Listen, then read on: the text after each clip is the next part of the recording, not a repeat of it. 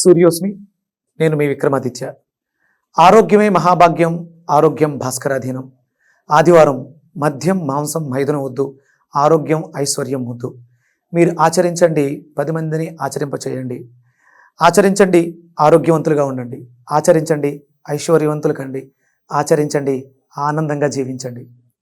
సూర్యోస్మి. నమస్తే, welcome to our channel. ప్రస్తుతం మనతో ప్రముఖ ఆధ్యాత్మికవేత్త, సూర్య ఉపాసకులు, Sun Spiritual Society founder Shri Vikramaditya గారు ఉన్నారు. వారితో మాట్లాడదాం. సార్ నమస్తే. సార్, సూర్యోస్మి. సృష్టి ఉద్భవించినప్పటి నుంచే మొదలైన నాదం అంటే ఓంకారం అని చెప్తారండి.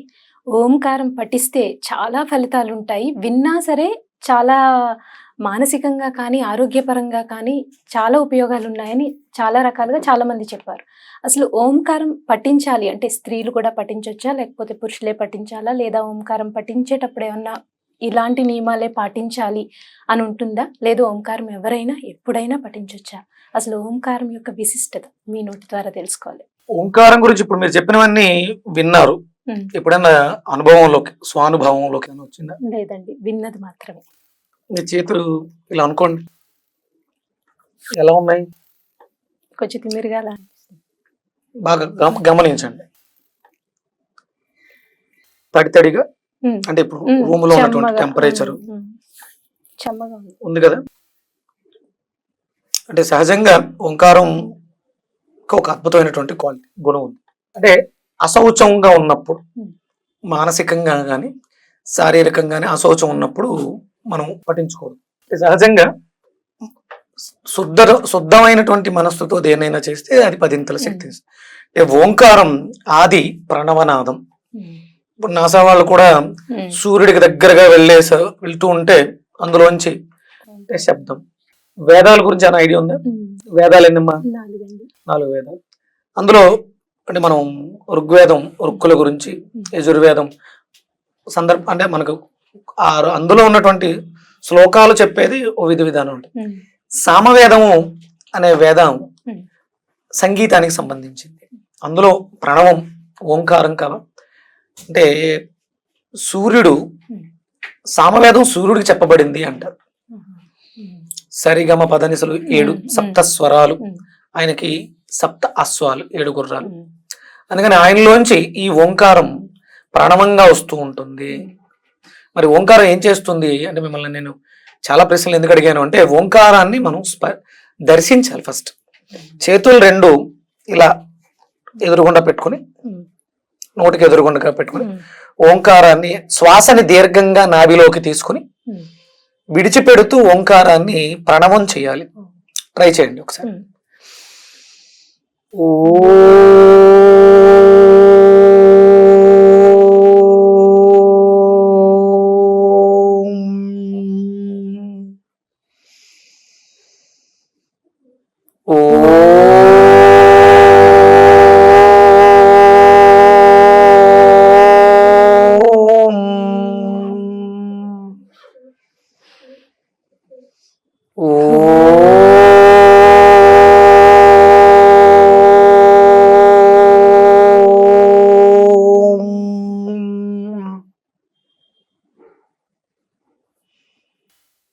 ఒకసారి చేతిని చూడండి.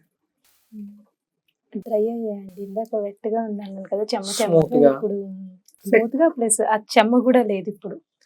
అంటే మనం తెలుగులో ఉచ్చరించే ప్రతి పదానికి ఒక పవర్ ఉంటుంది. తెలుగు, సంస్కృతం అంటే సంస్కరించబడినటువంటి భాష. వేదం నుంచి సంస్కరించబడినటువంటి భాషగా సంస్కృతాన్ని తీసుకుంటాం. ఈ ఓంకారం అనేది ప్రణవనాదము. మీరు ఏ భాషలో అయినా ఓంకారం ఇట్లానే ఉంటుంది. మనం నాభి నుంచి తీసుకున్నాం. ఇప్పుడు శ్వాసని దీర్ఘంగా తీసుకుని నాభికి పంపించాం. నాభిలో ఏముందమ్మా? అగ్నితత్వం, సూర్యుడు ఉన్నాడు. అంటే ఇప్పుడు ఓంకారం ఎక్కడి నుంచి వస్తుంది? సూర్యుడి నుంచి వస్తుంది. మండలంలో సూర్యుడి నుంచి వస్తుంది, మనలో నాభి నుంచి వస్తుంది. అంటే సూర్యుడు అక్కడ ఉన్న సూర్యుడే ఇక్కడ కూడా ఉన్నాడు అని దాని సంకేతం అన్నమాట. ఇప్పుడు అది ఎవరో చెప్పింది కాదు, మీరే ప్రాక్టికల్ గా చేస్తే మీకు తెలిసిందిగా. దాంట్లో నువ్వు వెచ్చనిదనం తడిని ఆవిరి చేసేసి శుభ్రం చేసేటువంటి క్లెన్జింగ్ ఎనర్జీ ఓంకారానికి.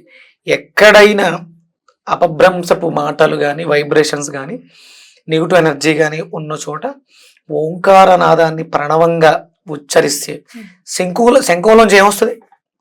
తీర్థం. ఓంకారమే వస్తుంది. శంఖంలోంచి కూడా ఓం అని వినిపిస్తుంది కదండి. చిల్లర పెట్టుకుంటూ వస్తుంది. గట్టిగా గాలిని పూరించినా కూడా బయటకు వచ్చే శబ్దం ఓంకారంగానే ఉంది. అంటే ఓంకారానికి ఉన్నటువంటి శక్తి శుభ్రం చేయటం, సృష్టి చేయటం, స్థితి చేయటం, లయ చేయటం. అంటే పరమేశ్వరుడు సృష్టి స్థితి లయకారకుడు, సూర్యుడు కూడా సృష్టి స్థితి లయకారకుడు.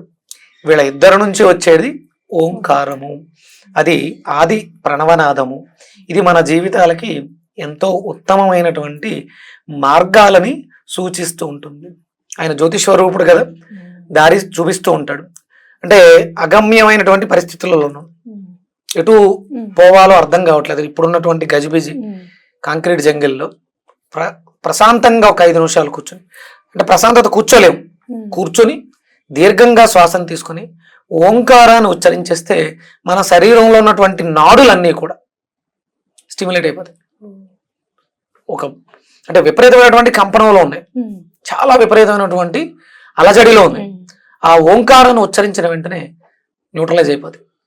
అప్పుడు మీరు మీ పనుల్లో ఆలోచన చేస్తే విజయాలు సాధించడానికి దోహదంపలు.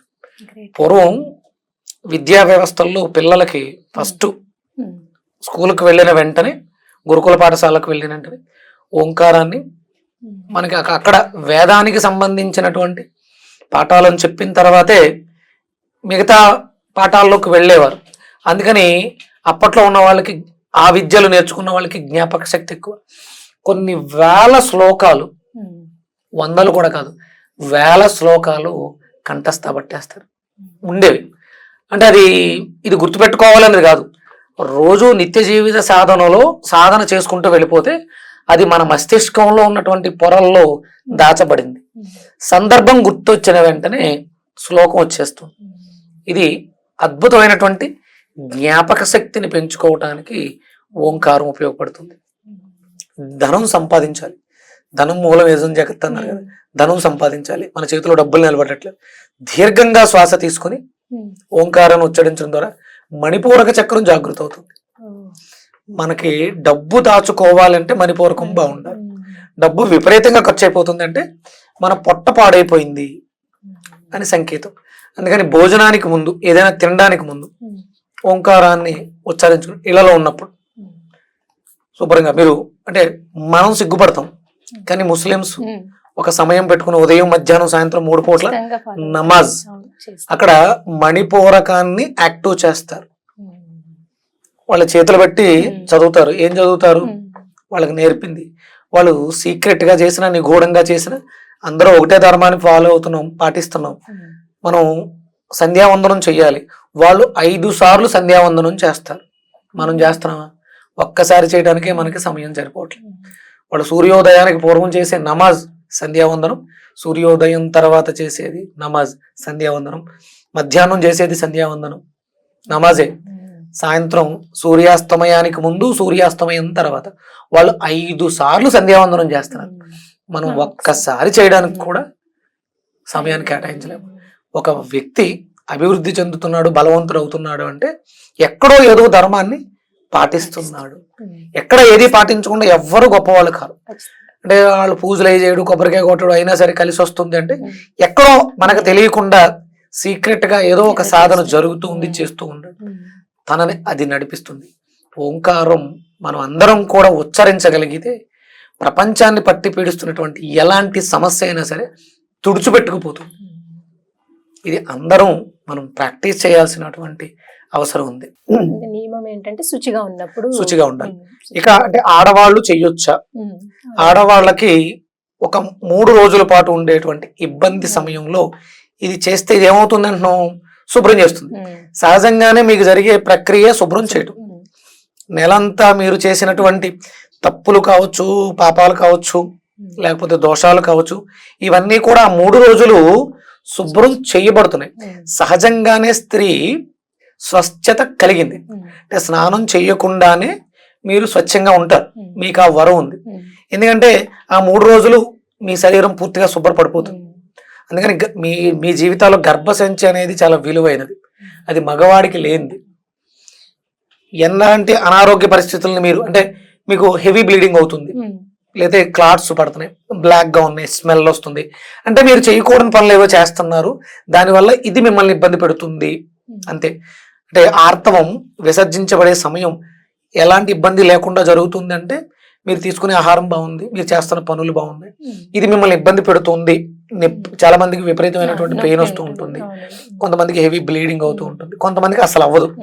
ఇలాంటివేవో అవకతవకలు అయితే మెనోరేజియా లేకపోతే డిస్మెనోరేజియా కింద దీన్ని పరిగణలోకి తీసుకుంటాం.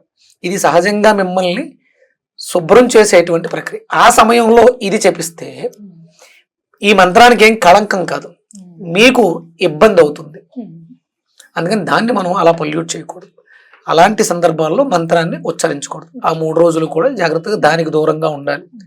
ఇది స్త్రీ పురుష భేదం ఏమీ లేదు, ఇవి భౌతిక దేహాలకి స్త్రీ పురుష భేదాలు తప్ప ఆత్మకి ఒక్కటే, అది ఆత్మ. స్త్రీ పురుష భేదాలు ఏమీ లేవు. ఓంకారం ఉచ్చరించడం ద్వారా ఆత్మజ్యోతి మరింతగా వెలుగుతుంది, దానికి అద్భుతమైనటువంటి దోవ కనిపించి జీవితంలో అభివృద్ధి చెందడానికి అవకాశం ఏర్పడుతూ ఉంటుంది. అయితే పలానా టైంలో ఉచ్చరిస్తే ఇంకా రిజల్ట్ బాగుంటుంది అంటే బ్రహ్మీ ముహూర్తంలో అయితే ఇంకా మంచిది, లేదా ఎప్పుడైనా పర్వాలేదు అంటారు? అదేనమ్మా, దానికన్నా సొసైటీ అంత స్పీడ్ గా రణగొణగ మధ్యలో ఉన్నప్పుడు మీరు దాని మీద కాన్సన్ట్రేట్ చేయలేరు. అందుకని బ్రాహ్మీ ముహూర్తం అనేది ప్రకృతి అంతా కూడా పరవశించి ఉంటుంది, ప్రకృతి శక్తులు కూడా అవేకనగా ఉంటాయి. ఆ సమయంలో ఓంకారనాదాన్ని చేయడం ద్వారా అంటే మనతో పాటు ప్రకృతిలో ఉండేటువంటి సకల చరాచర జీవరాశికి కూడా ఈ ఓంకారం అంటే ఉపయోగం, విన్నా ఉపయోగం ఉంది. కాబట్టి మనం అనడం ద్వారా మనకు ఉపయోగపడుతూ ఇతరులకు వినిపించడం ద్వారా వాటికి కూడా ఉపయోగం జరుగుతుంది. అంటే ఇక్కడ పరమేశ్వరుడు తత్వం అదే, నువ్వు బాగుంటూ నీ పొరుగు వారికి కూడా మంచి చెయ్యి. ఇది అందరం చేయాల్సింది. ఈ సమయాలు సూర్యోదయానికి పూర్వం, మధ్యాహ్న సమయం, సాయంత్రం సూర్యాస్తమయానికి సమయం ఓంకారం చేస్తే ఉచ్చరిస్తే చాలా మంచి 3, 9 మనం ఓపిక అంటే 9 కన్నా ఎక్కువ చేయకూడదు. ప్రణవాలను ఎక్కువ చేయడం ద్వారా డిటాచ్మెంట్ వచ్చేస్తుంది, మోక్షాన్ని ఇచ్చేస్తుంది. అందుకని ఎక్కువ సేపు చేయకూడదు, ఎక్కువ సాధన కూడా చేయకూడదు. అది అవసరం. గృహస్థుగా ఉన్నాం, సన్యాసికి గొడవ ఉండదు, భవబంధాలు తెంపేసుకుని ఉంటారు కాబట్టి వాళ్ళు ఎంతసేపు అయినా సాధన చేయొచ్చు. కానీ గృహస్థులు మాత్రం మరీ ఎక్కువ ప్రణవం అంటే ఎక్కువ దీర్ఘంగా శ్వాసని తీసుకుని దీర్ఘ ప్రణవాన్ని ఎక్కువసేపు ఉచ్చరిస్తే దూరం చేసేస్తుంది సమాజానికి. అందుకని కొంత సమయం మీరు చేయగలిగిన సమయం 3 సార్లు 9 సార్లు ఆ ఓంకారానికి మధ్యలో ఒక చిన్న నిశ్శబ్దం ఉంటుంది, దాని మీద ధ్యాస. అంటే 9 సార్లు ప్రణవం చేసేసి ఒక 5 నిమిషాలు ధ్యానం చేస్తే ధ్యానం కుదురుతుంది. మేము ధ్యానం చేద్దాం అనుకుంటున్నాం, మనసు పరిగెట్టేస్తుంది, కుదరట్లేదంట. శుభ్రంగా ఓంకారాన్ని చేస్తే మనసు ప్రశాంతంగా లగ్నం అవుతుంది, ధ్యానం కూడా బాగా కుదురుతుంది. ఓంకారం గురించి నిజంగా చాలా గొప్ప విషయాలు చెప్పారండి. ధన్యవాదాలు.